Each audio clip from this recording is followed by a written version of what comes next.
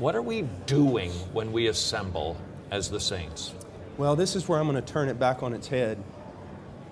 In most churches in America, if I walked in, I wouldn't know what they were doing, to be honest with you, because we have left behind the doctrine of sola scriptura in the church. So churches are basically based on the cleverness and pragmatism and charismatic personality of leaders.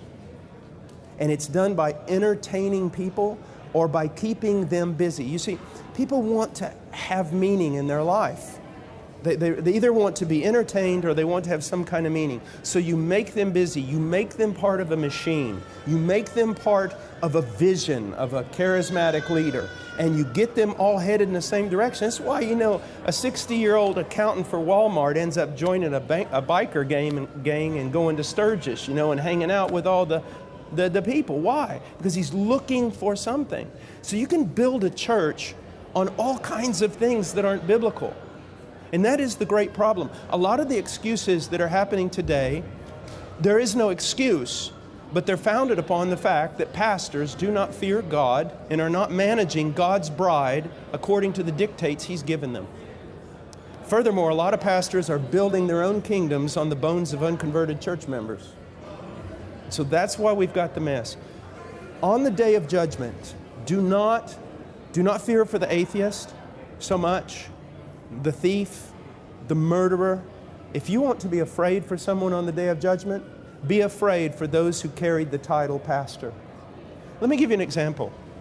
I gave this example last night. Let's say that a king had a bride. He loved her. He dressed her in white. She was pure and precious to him. And the people admired her for her virtue, for her merit.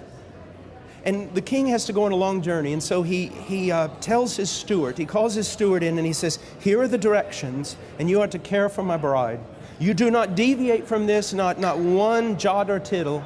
And when I come back, you'll be rewarded. Or I'll come back and you will be severely punished. Keep this book, these instructions with regard to her. Well, after a few years, this steward realizes that the people are losing their loyalty in the king. And they're no longer concerned about the bride because, well, she's just prudish. She's old-fashioned. So he takes her and takes off her beautiful white garment and replaces it with something really sensual. Paints her face like a prostitute and then marches her up and down the kingdom and uses this new look to attract carnal men back into the kingdom. When that king comes back, there are no words to describe what he will do to that steward. And when Jesus Christ comes back, there are no words to describe what he will do to many of these men who call themselves pastors, who have done to his bride exactly what the steward did in that parable I just told.